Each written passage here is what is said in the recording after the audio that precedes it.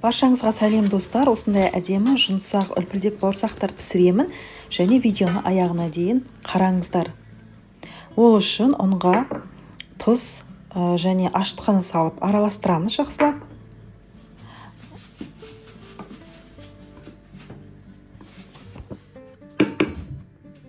Оның ортасын ашып, сұйық май қосып, үстінен жылы суды құямыз, қамыр илеймін. Суды үстінен барынша құйыңыз, ұнның барлық жеріне су тигізу керек. Сол кезде ұнды илегенде біркелкі болып бірігеді және жұмсақ иілгіш қамыр болып шығады. Осылай барынша суды құямыз. Сол кезде жұмсақ қамыр пайда болады. Көбісі жұмыртқа, сүт, қант қосып илеп жатады. Мен өзім тек осылай жылы сумен илеймін. Қамырыңыз неғұрлым жұмсақ болса, бауырсағыңыз соғұрлым жұмсақ үлпілдек болып піседі.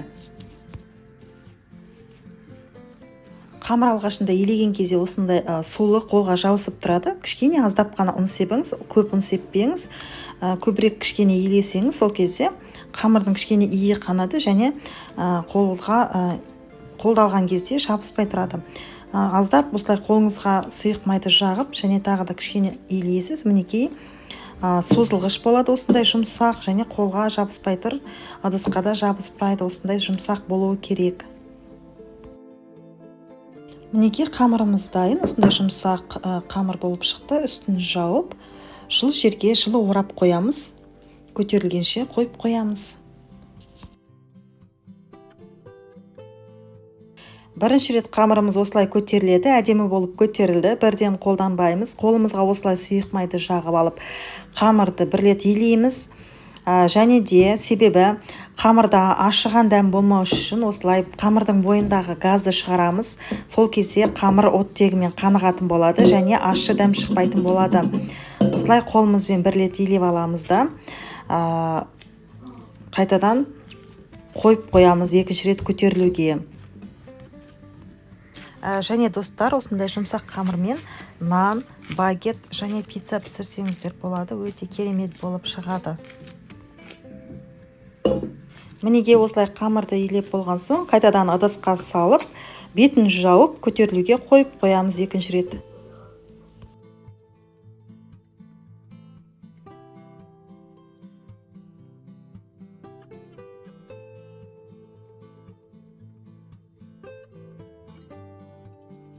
Қамырымыз тағы да осылай екінші рет әдемі болып көтерілді. Енді қолдана береміз.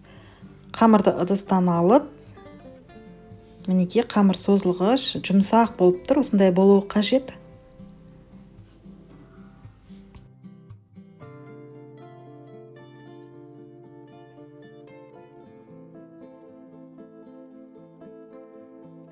Енді жұмсақ қамырымызды бөліктерге бөліп жаямын.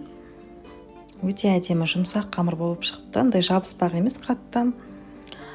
Және де ұнды өте көп сеппейміз. Аздан ғана сеуіп жаямыз.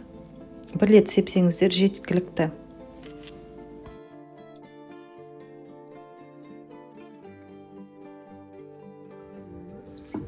Қамырды осылай оқтаудың көмегімен жаямыз. Және де өте қалың емес, өте жұқа емес, орташа қалыңдықта жайып шығамыз.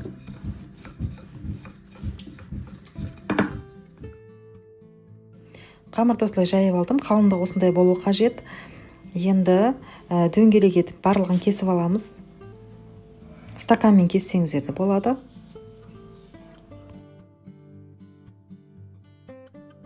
Міне көргендеріңізде қамырдың қалыңдығы осындай болу қажет. Барлығын осылай кесіп аламыз.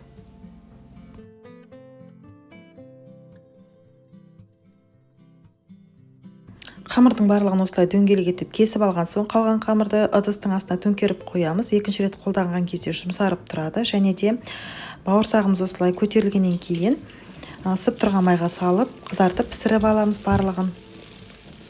Осылай әдемі болып көтеріліп піседі. Және де менің рецептім бойынша жасап көріңіз. Міндетті түрде осылай шығатын болады.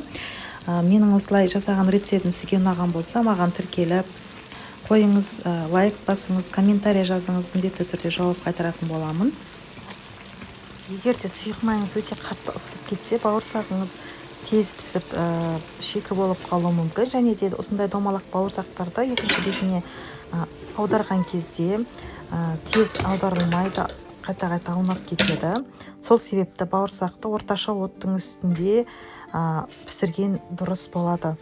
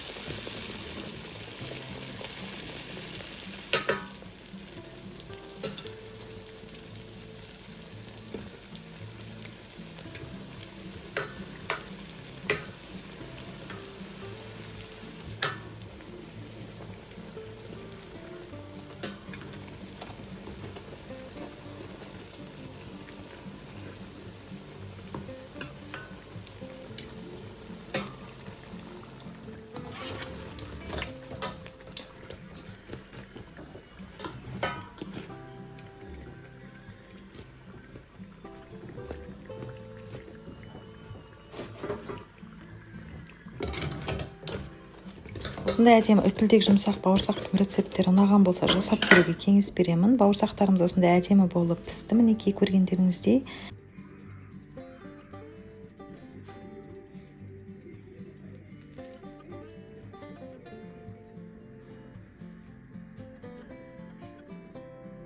Видеоны соңына дейін қарағандарыңызға рахмет. Сау болыңыздар.